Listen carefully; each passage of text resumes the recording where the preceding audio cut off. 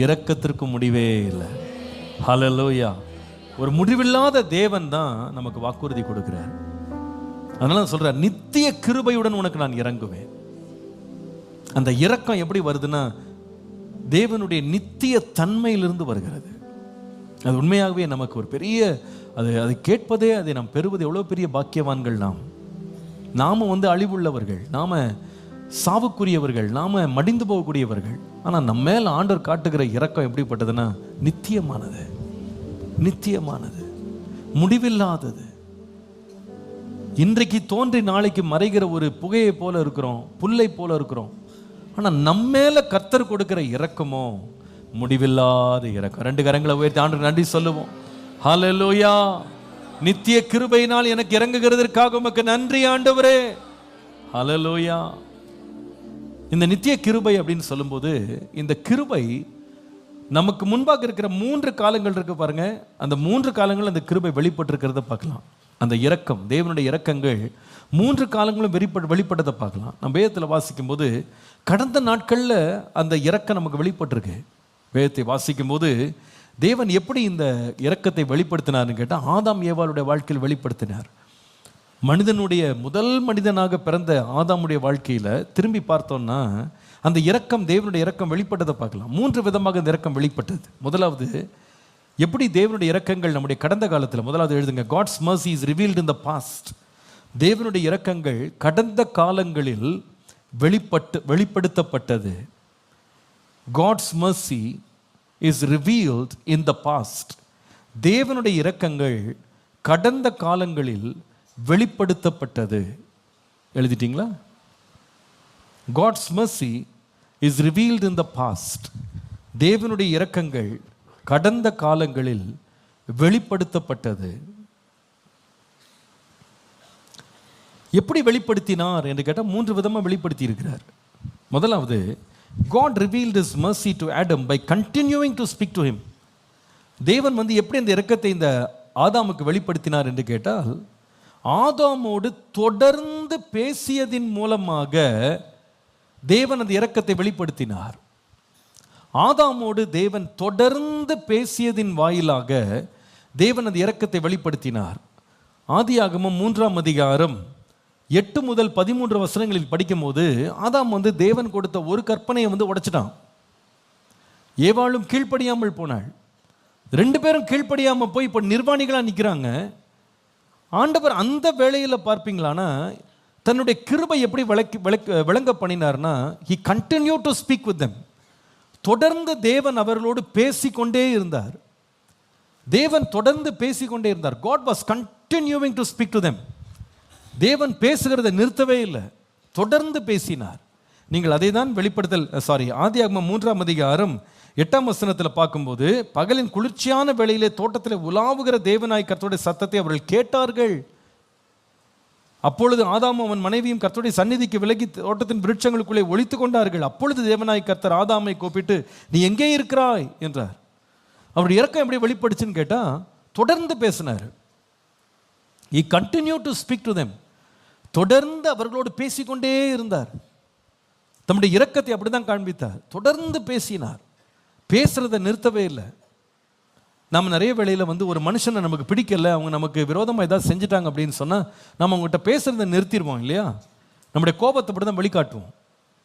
பொதுவாக அப்படி தான் நடக்கும். நீங்கள் பைபிளில் கூட படித்தீங்கன்னா 1 சாமுவேல் 15ஆம் அதிகாரம் 35ஆம் வசனத்தில் படித்தா, 1 சாமுவேல் 15:35 வாசிக்கும் போது, சாமுவேல் தீர்க்கதரிசி என்ன பண்ணாருன்னா, வேதம் சொல்லுது, மரணம் அடைகிற சவுல் மரணம் அடையும் நாள் மட்டும் சவுல் அப்புறம் அவனை கண்டு பேசவே இல்லையா. ஏன் பேசலை அப்படின்னா, எந்த வார்த்தை சொன்னாலும் இந்த சவுல் சாமுவேல் வார்த்தை கீழ்ப்படியலை. அதனால் இவர் ஒரு கட்டத்தில் என்ன பண்ணிட்டாருன்னா, நான் இனிமேல் உங்கள்கிட்ட பேசவே மாட்டேன்னு சொல்லிட்டு அவன் மரிக்கிற வரைக்கும் பேசவே இல்லையா. திரும்பி அவனை பார்க்கவும் இல்லை, பேசவும் இல்லை.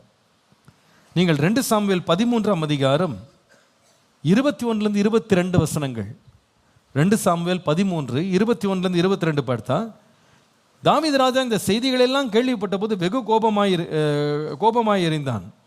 அப்சலோம் அம்னோனுடைய நன்மையாகிலும் தீமையாகிலும் பேசவில்லை. ஏனென்றால் தன் சகோதரியாக தாமாரை அம்னோன் கற்பழித்த காரியத்தை நிமித்தம் அப்சலோம் அவனை பகைத்தான். அப்போ இவனுக்கு பிடிக்காத ஒரு காரியம் நடந்துருச்சுன்ன உடனே இந்த அப்சலோம் அம்னோன்ட்டு என்ன பண்ணலை? பொதுவாக மனுஷன் அப்படிதான். நம்ம ஒருத்தரை நம்மளுக்கு பிடிக்கலை, நம்ம அவங்ககிட்ட செய்கிற காரியங்கள் நமக்கு பிடிக்கலை, நமக்கு விரோதமாக செஞ்சுட்டாங்கன்னா உடனே ஃபஸ்ட் என்ன கட் பண்ணுவோம்? பேச்சை கட் பண்ணிடும். இப்போ இன்றைக்கி பேசுகிறதுக்கு ஒரு வழி என்னென்னா இந்த மொபைல். நிறைய பேர் மொபைலில் அந்த நம்பரை பிளாக் பண்ணி விட்ருவோம். ஃபோன் பண்ணால் கூட ஃபோனை என்ன பண்ணாது, நம்பர் போகாது, கால் பிளாக் ஆகிடும். சில பேர் நம்பரை பார்த்த உடனே கட் பண்ணிட்டு உட்காந்துருவாங்க, அவங்ககிட்ட நான் பேச விரும்பலை. சில பேர் அந்த ஆள் எதிரில் வந்தால் இப்படி திரும்பி போயிடுவாங்க, பேச மாட்டோம். பொதுவாக நம்ம யார்ட்டையா ஒருத்தட்ட பிடிக்காத காரியங்கள், நமக்கு விரோதமாக காரியங்கள் செய்யணும் பேச மாட்டோம். கர்த்தர் எப்படிப்பட்டவர்னா எவ்வளோ இரக்கம் உள்ளவராக தன்னை கடந்த காலத்தில் வெளிப்படுத்தினான்னு கேட்டால், ஆதாம் தவறு செய்தான், ஆனால் ஆதாம் ஒளிஞ்சிக்கிட்டாலும் கர்த்தர் வந்து பேசினார். அதுதான் நம்முடைய இன்றைக்கு அப்படி தான் செய்கிறார். இன்றைக்கும் நம்மோடு ஆண்டவர் பேசுகிறார். விசுவாசிகள் ஆமேன்னு சொல்லுங்க. நம்ம எத்தனையோ முறை தேவனுக்கு விரோதமாக நம்ம தவறு செய்யும்போது கூட தொடர்ந்து ஆவியான நம்மோடு பேசுகிறாரு. சகல சத்தியத்துக்குள்ள நம்ம நடத்துகிறார். இரக்கத்தினால தான் அவன் பேசுகிறாரு. வேற மனுஷனாக இருந்திருந்தான்னா, மனுஷன் கையில் விழுந்தோன்னா அவன் நிச்சயமாக பேச மாட்டான். நான் இத்தனை முறை உனக்கு நான் வந்து எச்சரிப்பு கொடுத்தேன், நீ சொல்கிறத செய்ய மாட்டேங்கிற, உங்கள்கிட்ட நான் பேச மாட்டேன்னு முகம் திருப்பி போயிடும். கர்த்தர் அப்படி கிடையாது. ஒருவேளை இன்றைக்கு இல்லை 6ஆவதுல கூட கர்த்தர் பேசுகிறாரு. நாம் நிறைய முறை அவருடைய வார்த்தை கீழ்ப்படியாமலே போயிருப்போம். ஆனால் கர்த்தர் வந்து முகத்தை திருப்புறவரே கிடையாது, தொடர்ந்து பேசுகிற தேவன். அதனால தான் இரக்கத்தை காட்டுறார். ரெண்டாவது, கடந்த நாட்கள் எப்படி இரக்கத்தை காட்டினார்னா, இந்த ஆதாம் ஏவாளுடைய வாழ்க்கையில் அவருடைய அவமானத்தை மூடினதன் மூலமாக தேவன் இரக்கத்தை காண்பித்தார். ரெண்டாவது எழுதுங்க, ஆதாம் ஏவாளுடைய அவமானத்தை மூடியதின் மூலமாக தேவன் இரக்கத்தை காண்பித்தார். He covered their shame. He continued to speak to them. Number 2, he covered their shame. அவளுடைய அவமானத்தை கர்த்தர் மூடினார். அவமானத்தை மூடினார். பொதுவாகவே தவறு செய்தவர்களை வந்து நம்ம வந்து கவர் பண்ணணும், அவங்களெல்லாம் நம்ம வந்து மறைச்சு வைக்கணும்னு நினைக்க மாட்டோம். ஆனால் கர்த்தர் என்ன செய்தார்? தோளினால் ஆடைகளை உண்டு பண்ணி அவளுடைய அவமானத்தை தேவன் மூடினார். உண்மையாகவே நம்முடைய தவறுகள்லாம் கர்த்தர் வந்து வெளிப்படையாக சொல்லணும்னு சொல்ல விட்டுருந்தா நம்மளாம் நிறைய பேர் இங்கே நின்றுக்கவே மாட்டோம் இல்லையா? தேவருக்கு நம்முடைய எல்லாமே தெரியும். இருளும் அவருக்கு வெளிச்சமாக இருக்கிறது. எல்லாமே அவருக்கு எல்லாம் வெட்ட வெளிச்சமாக தெரியும். ஆனால் நம்முடைய குற்றங்களை எல்லாம் ஆண்டவர் வெட்ட வெளிச்சத்தில் கொண்டு போய் சொல்லியிருந்தாருன்னா நம்ம நிலைமை என்ன ஆயிருக்குன்னு யோசித்து பாருங்க. என்ன ஆயிருக்குன்னு யோசித்து பாருங்க. நாம் செய்கிற தவறுகள் எல்லாம் நம்முடைய கணவன்கிட்ட, மனைவியிட்ட, பிள்ளைகள்கிட்ட, பெற்றோர்கிட்ட தரிசனத்தில் காமிச்சிருந்தாருன்னா என்ன ஆயிருக்கும் நம்ம கதை? நம்ம குடும்பம் என்ன ஆயிருக்குன்னு யோசித்து பாருங்க. நம்ம வாழ்க்கை என்ன ஆயிருக்குன்னு யோசித்து பாருங்க. ஆனால் கர்த்தர் வெளிப்படுத்தலை. வேதம் சொல்லுது, அன்பு திரளான பாவங்களை மூடும். ஆமாம், அவர் நம்ம மேல் வைத்த இரக்கத்தினால தான் அவர் நம்முடைய பாவங்களை அவர் மறைத்தார், அவர் ஒழித்தார். கர்த்தருடைய பரிசுத்த நாமத்திற்கு மகிமை உண்டாவதா. மூன்றாவது, எப்படி தன்னுடைய இரக்கத்தை கடந்த நாட்களில் ஆதாம் ஏவாள் வாழ்க்கையில் வெளிப்படுத்தினார்னா, மனிதனுடைய ரட்சிப்புக்காக ஒரு பாதை அமைத்தார். மனிதனுடைய ரட்சிப்புக்காக பாதை அமைத்தார். God revealed his mercy in the past by charting out a plan for salvation. He charted out a plan for salvation. ரட்சிப்புக்காக ஒரு பாதையை அவர் அமைத்தார். மனிதனின் ரட்சிப்புக்கு பாதை அமைத்தது மூலமாக தேவன் என்ன செய்தார்னா அவருடைய இரக்கங்களை வெளிப்படுத்தினார். அன்றைக்கு பாருங்க, ஆண்டவர் என்ன செய்தார்னா, ஏதேனுக்கு போகிற வழியை வந்து சுடரொளி பட்டயம் ஏந்தி இருக்கிற கேருபீன்கள், சேராபீன்கள் மூலமாக தேவன் தடுத்தார். அந்த பாதைக்குள்ளே திருப்பி போகாதபடி, ஆண்டவர் அந்த தோட்டத்துக்குள்ளே போகாதபடி, நித்திய காலமும் வாழ்ந்துடாதபடி, ஜீவ விருட்சத்தின் கனியை தொற்றாதபடி கர்த்தர் வந்து அடைச்சிட்டாரு. ஆனால் என்றென்றும் அவரோடு வாழும்படி தேவன் நித்தியத்திற்கான ஒரு பாதையை தேவன் அமைத்தார். அன்றைக்கு ஏவாள்கிட்ட சொல்றார், உன்னுடைய வித்து வந்து சர்ப்பத்தின் தலையை நசுக்கும். உன்னுடைய வித்துன்னு சொல்றது இயேசுவை குறிக்கிறது. பாவம் செஞ்ச மனுஷனுக்கு எப்படி இரக்கம் காட்டினார்னா, நீ பாவம் செஞ்சிட்டப்பா அதனால மொத்தமாக அழிஞ்சு போடுன்னு சொல்லலை. உன்னை ரட்சிக்கிறதுக்கு ஒரு ரட்சகர் வருவார், உன்னை மீட்டுக்கொள்ள ஒரு தேவன் வருவார், நானே வருவேன், வந்து உன்னை மீட்டுக்கொள்வேன் என்று மீட்பின் பாதையை கர்த்தர் உண்டாக்கினார். அப்படிதான் அவருடைய இரக்கத்தை நமக்கு காண்பிக்கிறார். அவர் கடந்த நாட்களில் நமக்கு இரக்கம் காண்பித்த தேவன். என்னுடைய வாழ்நாட்களில் கடந்த நாட்களில் கர்த்தர் எனக்கு இரக்கம் காட்டியிருக்கிறார். அநேக முறை எனக்கு இரக்கம் காட்டினார்னு சொல்கிறவங்களாம் ஒரு ஆமீன்னு சொல்லுங்க பார்ப்போம். எத்தனை முறை நமக்கு இறங்கி இருக்கிறார்? எத்தனையோ முறை. ஆம், இந்த 3 முறை நமக்கு பார்த்தோம் பாருங்க. ஆதாமோடு கர்த்தர் பேசினது போல கர்த்தர் எத்தனை முறை நம்மகிட்ட பேசியிருக்கிறார். எத்தனையோ முறை நம்ம கேட்காம போயிருப்போம், ஆனால் தேவன் திரும்ப திரும்ப திரும்ப நம்மகிட்ட பேசினார். எத்தனையோ தவறுகளை செய்திருக்கோம், ஆனால் கர்த்தர் நம்ம மேல் வைத்த இரக்கத்தினால நம்முடைய அவமானத்தை எத்தனையோ முறை மூடி இருக்கிறார். குற்றங்களை எத்தனையோ முறை மூடி இருக்கிறார். நம்முடைய தவறுகள் வெளியே தெரியாதபடி கர்த்தர் அவருக்கும் நமக்கும் உள்ள ஒரு உரையாடலே அந்த பாவங்கள் எல்லாம் மன்னிச்சுட்டு போயிருக்காரு. நிறைய முறை தனியாக போய் அவர்கிட்ட நம்ம அழுதுட்டு அவர்கிட்ட ஒப்புரவாயிட்டு நம்ம அமைதியாக போயிருக்கோம். ஒன்றுமே நடக்காதது போலவே கர்த்தர் நம்மளை அப்படியே அனுப்பியிருக்காரு வெளியே. பொது வெளியில் நம்மளை அவமானப்படுத்தவே இல்லை. அவருடைய இரக்கங்கள் நம்ம வாழ்க்கையில் இருக்குது. எல்லாத்துக்கும் மேலே அநேக முறை நம்ம விழுந்து போது கூட நமக்காக ஒரு பாதை அமைத்தார். இன்றைக்கி நம்ம ரட்சிக்கப்பட்டதே எதனாலன்னு கேட்டால் அவர் அமைத்த பாதை. நானே வழியும் சத்தியமும் ஜீவனுமாய் இருக்கிறேன். அந்த வழியினால தான் நம்ம இங்கே வந்து உட்காந்துருக்கோம். அவர் மட்டும் வழிகாட்டலன்னா என்றைக்கோ தொலைஞ்சு போயிருப்போம். நம்முடைய தேவன் காட்டின இரக்கங்கள் நித்தியமானவைகள். அல்லேலூயா. நித்திய கிருபையினால் உனக்கு இறங்குவேன்னு சொன்னது எங்கே இந்த நித்திய கிருபையை பார்க்குறோன்னா, கடந்த நாட்களில் கர்த்தர் நித்திய கிருபையை வெளிப்படுத்தினார். ஆதாமுக்கு வெளிப்படுத்தினார், நம்முடைய வாழ்க்கையில் வெளிப்படுத்தினார். நித்தியமான தேவன். ரெண்டாவது, அந்த நித்திய கிருபை எப்படி ஆண்டு வெளிப்படுத்துகிறார்னு கேட்டால், ரெண்டாவது தேவனுடைய இரக்கங்கள் நிகழ்காலத்திலும் வெளிப்படுத்தப்படுகிறது. நிகழ்காலத்தில் வெளிப்படுத்தப்படுகிறது. God's mercy is revealed in the present. கடந்த காலத்தில் வெளிப்படுத்தினது மாத்திரம் இல்லை, இன்றைக்கும் கர்த்தர் அந்த இரக்கங்களை வெளிப்படுத்துகிறார். தேவனுடைய இரக்கங்கள் நிகழ்காலத்தில் வெளிப்படுத்தப்படுகிறது.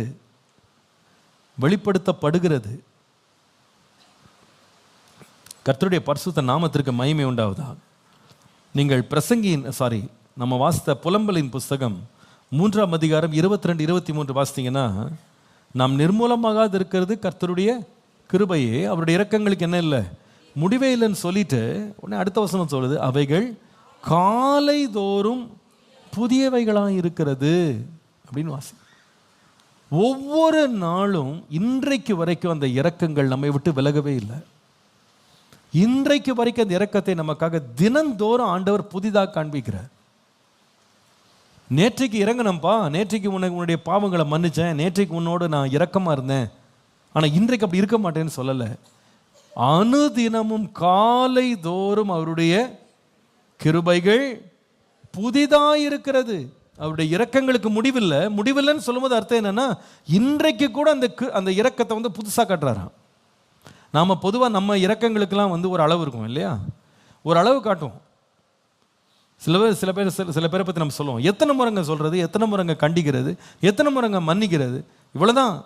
என் இரக்கத்துக்கு என்ன ஆயிடுச்சு, முடிவு வந்துச்சு, இனிமேல் நான் இரக்கம் காட்டவே மாட்டேன். ஆனால் கர்த்தரை போய் கேட்டால் அவர் சொல்லுவார், இன்னைக்கு கூட உனக்கு இறக்கம் வச்சுருக்கேன், புதுசாக ஒரு இறக்கம் இருக்குன்னு.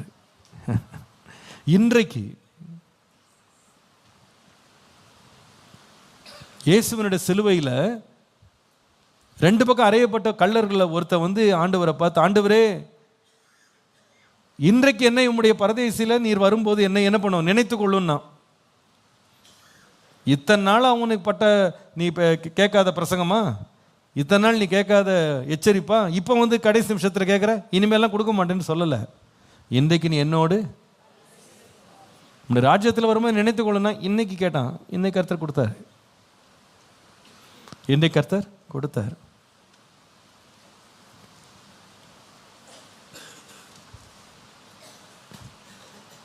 ட்ரெயினில் வந்து புக்கிங் பார்த்தீங்கன்னா ரொம்ப மாதத்துக்கு முன்னாடி என்ன பண்ணிடுவாங்க, டிக்கெட் போட்டுருவாங்க. 90 days முன்னாடி நினைக்கிறேன், இப்போ தெரில எனக்கு, 120 நாளாக கூட தெரில, 60 days என்னமோ ஏதோ ஒரு நாளில் நீங்கள் 60 நாளைக்கு முன்னாடியே டிக்கெட்டை புக் பண்ணிடலாம். ஆனால் அன்றைக்கு கிளம்புற அன்னைக்கு தட்கல்னு ஒன்று வைப்பாங்க பாருங்கள். அது பேருக்கு அர்த்தம் எனக்கு புரியலை, எனக்கு இன்னும் தட்கல் ஏதோ சொல்கிறாங்க. அன்னைக்கு போனீங்கன்னா காலையிலே போய் நீங்கள் என்ன பண்ணலாம், அன்றைக்கி போகிற ட்ரெயினுக்கு புக்கிங் பண்ணலாம். நம்முடைய தேவன் வந்து ஒவ்வொரு நாளும் காலையில் அப்படி தான் கொடுக்குறாரு. அதனால் இன்றைக்கு அவருடைய சத்தத்தை கேட்டால், கோபாக்கனை நாளில் கோபம் மூட்டினது போல இருதயத்தை கடினப்படுத்தாதீங்க. இன்றைக்கு ஒரு சத்தத்தை கேட்டால் இன்றைக்கு கூட நீ மனம் திரும்பலாம், இன்றைக்கு கூட விடுதலை பெறலாம். அதனால தான் வாசிக்கிறோம், இன்றைக்கு ரட்சணிய நாள், இன்றைக்கே அனுக்கிரக காலம். இன்றைக்கு இன்றைக்கு பிசாசனோட என்ன சொல்லுவான் தெரியுமா? இத்தனை நாள் ஆண்டு உனக்கு கிருபை கொடுத்தாரு, இன்னைக்கு ஒண்ணுமே பண்ண முடியாது உன்னால, இன்றைக்கு நீ தப்பிக்கவே முடியாது, இன்றைக்கு உனக்கு ஆண்டு இரக்கம் காட்ட மாட்டார். கிடையாது, இன்றைக்கு காட்டுவார். ஒரு ஆமீன் சொல்லுங்க. இன்றைக்கு இரக்கம் காட்டுவார். சில பேர் என்ன தப்பா நினைச்சுக்கிறாங்க அப்படின்னா, இதுல தான் நிறைய பேர் செய்யற தப்பு. கடைசி நிமிஷத்துல ஆண்டவரை கூப்பிட்டு நான் என்ன பண்ணிக்கிறேன், எப்படியாவது ராஜ்யத்துக்கு போயிடுவேன். கர்த்தர் இரக்கம் உள்ளவர், உங்களை ராஜ்யத்தில் கொண்டு போயிடலாம், ஆனா பலன் இருக்காது. நம்மளால யாருக்கும் ஒரு பிரயோஜனமும் இருக்காது. எத்தனையோ பேர் மரணப்படுக்கையில் மனம் திரும்பினவங்க நிறைய பேர் இருக்காங்க, எனக்கு தெரியும். மரணப்படுக்கையில் பாவ மன்னிப்பு கேட்டவங்க இருக்கிறாங்க. மரணப்படுக்கையில் போய் அவங்க மற்றவங்ககிட்ட மன்னிப்பு கேட்டு அவங்க ஒப்புரமானவங்கள எத்தனையோ பேர் எனக்கு தெரியும். நிறைய பேர் கூப்பிட்டுருக்காங்க. மறிக்க போகிறோன்னு தெரிஞ்ச உடனே ரொம்ப வருஷமாக கசப்போடு இருந்த கோபத்தோடு இருந்தவங்களெல்லாம் கூப்பிட்டு என்னை மன்னிச்சுக்கிடுங்க, நான் உங்கள் மேலே ரொம்ப கோபமாக இருந்தேன், வருத்தமாக இருந்தேன், கசப்பாக இருந்தேன், இனிமே என்னை தயவுசெய்து மன்னிச்சிருங்க, உங்கள் மனசில் எது வச்சுக்கிட்டாதீங்கன்னு மன்னிப்பு கேட்ட நிறைய பேர் மரணத்திற்கு ஒரு சில மணி நேரங்களுக்கு முன்பாக மன்னிப்பு கேட்டவங்க இருக்கிறாங்க. ஒப்புரமானவங்க இருக்கிறாங்க. இயேசுவே என் பாவத்தை மன்னியும், என்னுடைய ராஜ்யத்தில் ஏற்றுக்கொள்ளும், என் பாவங்களெல்லாம் மன்னியும். நான் நிச்சயமாக நம்புறேன், அவர் இரக்கம் உள்ளவர் தான். அவருடைய இரக்கத்துக்கு முடிவில்லை. காலை தோறும் அது புதுசாக இருக்குது. ஆனால் ஒன்றும் மறந்துடாதீங்க, கடைசி நிமிஷத்தில் தட்கல் மாதிரி ஏறி போயிடலாம். ஆனால் நம்முடைய வாழ்க்கையால் பிரயோஜனமும் இல்லை, தேவ சித்தமும் நமக்குடைய வாழ்க்கையில் நிறைவேறுவதற்கு நம்ம இடம் கொடுக்கவே இல்லை. இழப்பு யாருக்குன்னா நமக்கு தான், நமக்கு தான்.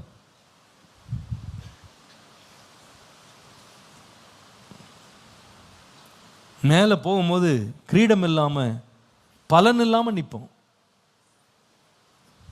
வெறுங்கையா நிற்போம். அப்படி கர்த்தர் விரும்பலை. இன்றைக்கு காண்பிக்கிற இரக்கத்துக்கு இன்றைக்கே நம்ம சத்தத்துக்கு செவி கொடுத்தா நிச்சயமாகவே நம் பலன் உள்ளவர்களாய் மாறும்.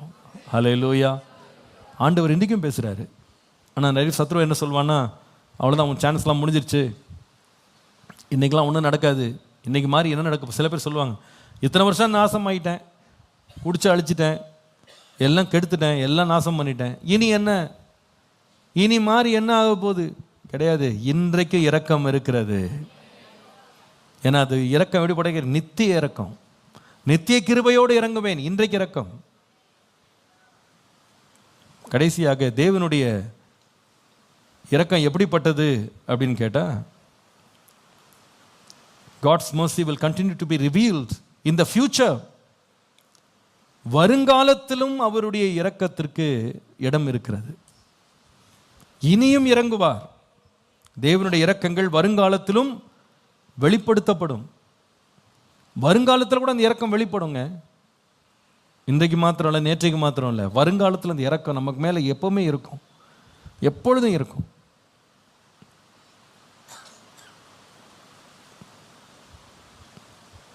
நாம் நிர்மூலமாகாது இருப்பது கர்த்தருடைய கிருபை. அவருடைய இரக்கங்களுக்கு என்ன இல்லை? முடிவே இல்லை. முடிவில்லாத இரக்கங்கள் உள்ளவர் நம்முடைய தேவன். ஏசாயா 30:18 ரொம்ப பியூட்டிஃபுல்லான ஒரு வசனம். ஏசாயா 30:18, ஆனாலும் உங்களுக்கு இறங்கும்படி கர்த்தர் காத்திருப்பார், உங்கள் மேல் மனதிருக்கும்படி எழுந்திருப்பார். கர்த்தர் நீதி செய்கிற தேவன், அவர் காத்திருக்கிற அனைவரும் பாக்கியவான்கள். அதில் முக்கியப்படுத்துகிற வார்த்தை, உங்களுக்கு இறங்கும்படி கர்த்தர் காத்திருப்பார். In other words, there are so many mercies in waiting. தேவனுடைய இரக்கங்கள் எத்தனையோ எனக்காக காத்திருக்கிறது. அவருடைய இரக்கங்கள் எனக்காக இனி வரும் நாட்கள்லையும் காத்திருக்கிறது.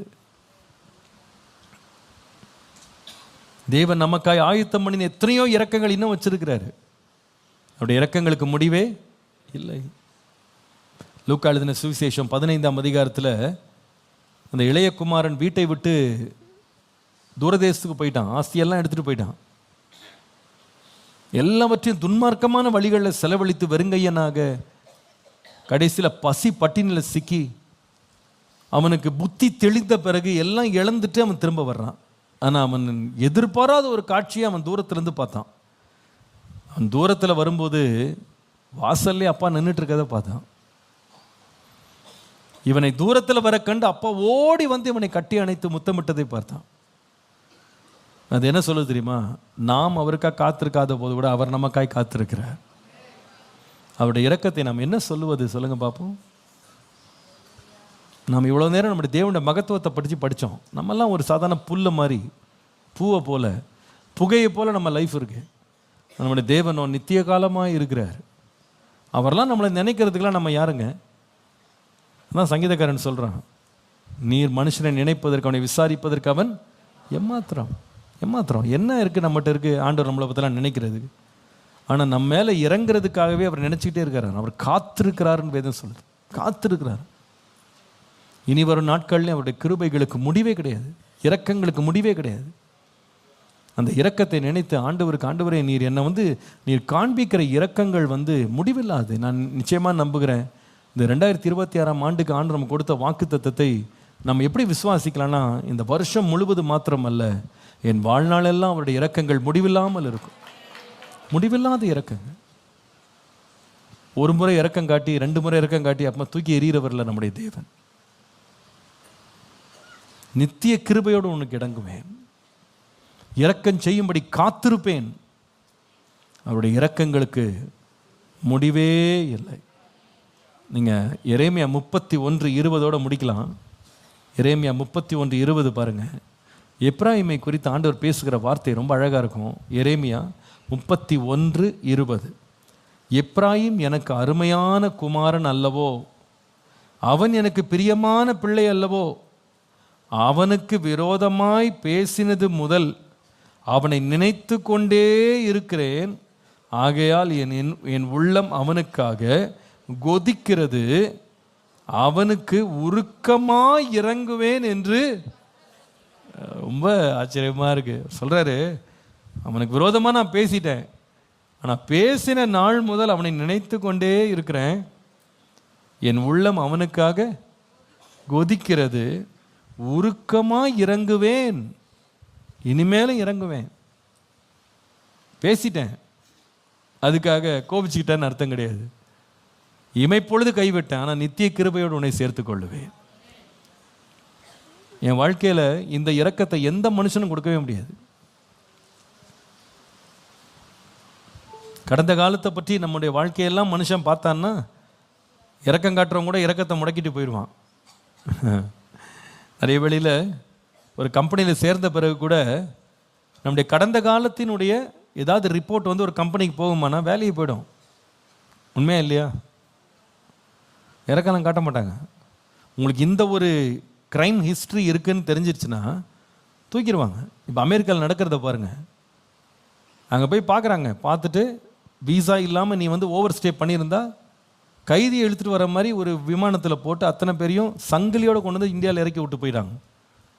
கடந்த நாட்களில் நீ பேப்பர் ஒர்க்கில் தப்பு இருந்துச்சுன்னா அவ்வளோதான். அவங்க சொல்கிறாங்க, எனக்கு பிள்ளை இருக்குது, என் மனைவிலாம், அதெல்லாம் இருக்கட்டும், நீங்கள் இருக்கக்கூடாது, கிளம்பு. தகப்பனையும் பிள்ளையும் பிரிச்சுட்டு போயிடுறாங்க, தாயும் பிள்ளையும் பிரிக்கிறாங்க, நீ போ என்று துரத்துறாங்க. ஏன்னா கடந்த காலத்தின் காரியங்களை பார்த்துட்டாங்கன்னா இறக்கமே இருக்காது.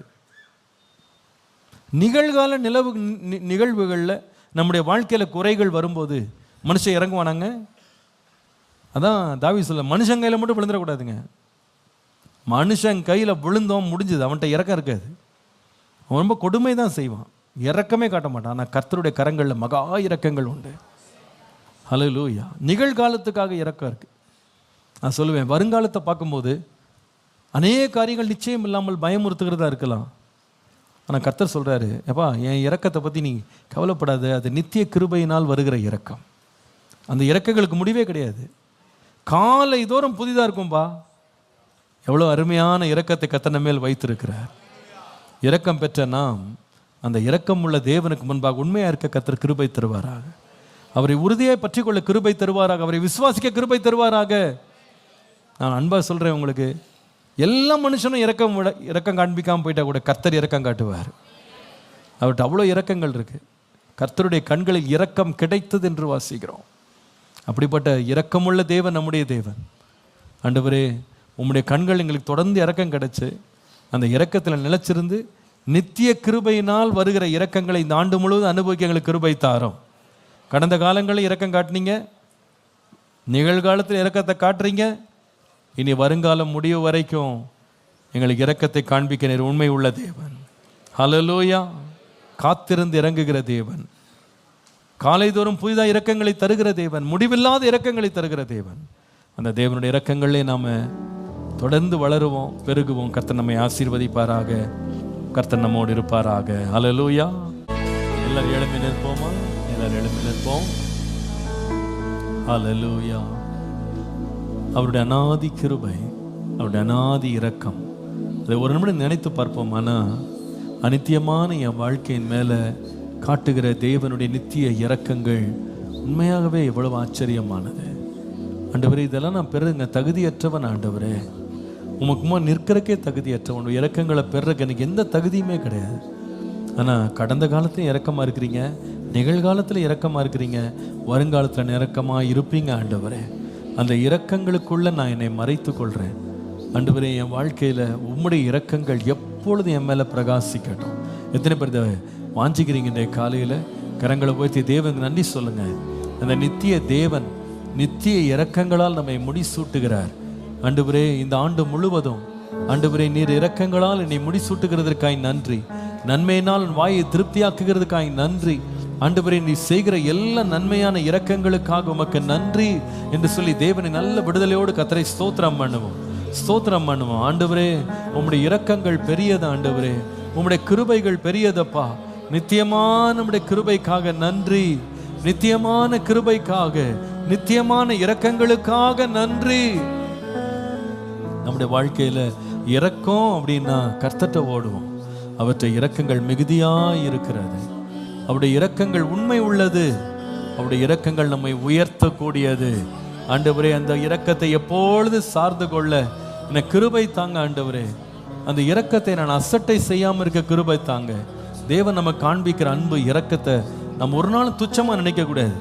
அவர் இரக்கம் காட்டிக்கிட்டே இருப்பார், நம்ம பார்த்துக்கலாம். இல்லை இல்லை இல்லை, ஆண்டவரே, உம்முடைய இரக்கத்தை நான் நோக்கி பார்க்கும்போது என்னை முற்றிலும் உமக்கு தாழ்த்தி உமக்கு கீழ்ப்படிய கிருபை தாரும். உம்முடைய வழிகளில் நடக்க கிருபை தாரும். உமக்கு பிரியமாக வாழ கிருபை தாரும். Thank you Jesus, thank you Jesus. நல்ல பிதாவே, இதுவரைக்கும் உம்முடைய இரக்கங்கள் எங்களுக்கு காண்பித்த அன்புக்காக நன்றி. இந்த இரக்கம் எங்கள் மேல் தொடர்ந்து பிரகாசிக்கட்டும், எங்கள் மேலும் எங்கள் சந்ததிகள் மேலும் பிரகாசிக்கட்டும். நித்திய இரக்கம், நித்திய கிருபை எப்பொழுதும் எங்கள் மேல் தங்கியிருக்கிறதற்காய் நன்றி. கடந்த காலத்தில் வெளிப்படுத்தினீர், நிகழ்காலத்தில் ஒவ்வொரு நாளும் புது கிருபைகளை தருகிறீர். இனி வரும் நாட்களிலே முடிவில்லாத உம்முடைய இரக்கங்களுக்காக நன்றி நாங்கள் சொல்லுகிறோம். இந்த இரக்கத்தை நம்பி முன்னேற கிருபை தாரும். தொடர்ந்து ஆசீர்வதியும். இந்த 2026ஆம் ஆண்டு எங்களுக்கு முன்பாக நிற்கிறது. இந்த ஆண்டில் அந்த இரக்கமே எங்களை வழி நடத்தட்டும். அந்த இரக்கம் எங்களுக்கு போதுமானது என்பதை நாங்கள் விசுவாசிக்க கிருபை தாரும். வழி நடத்தும், ஆசீர்வதியும். இயேசுவின் நாமத்தில் பிதாவே, ஆமென். நம்முடைய கர்த்தராகிய இயேசு கிறிஸ்துவின் கிருபை, பிதாவாகிய தேவனுடைய அன்பு, பரிசுத்த ஆவியானவருடைய அந்யோன்ய ஐக்கியம், சமாதானம், ஆசீர்வாதம் நம் அனைவரோடும் கர்த்தருடைய வருகை பரியந்தம் நிலைத்திருப்பதாக. எல்லாம் சேர்ந்து சொல்லுவோம். என் ஆத்துமாவே கர்த்தரை ஸ்தோத்ரி, என் முழு உள்ளமே அவர் பரிசுத்த நாமத்தை ஸ்தோத்ரி. என் ஆத்துமாவே கர்த்தரை ஸ்தோத்ரி. கர்த்தர் செய்த சகல உபகாரங்களை மறவாதே. அவர் அக்கிரமங்களை எல்லாம் மன்னித்து உன் நோய்களை எல்லாம் குணமாக்கி உன்னை கிருபையினாலும் இரக்கங்களினாலும் முடிசூட்டி நன்மையினால் உன் வாயை திருப்தியாக்குகிறார். கழுகுக்கு சமானமாய் வயது திரும்ப வால வயது போல் ஆகிறது. ஆமென்.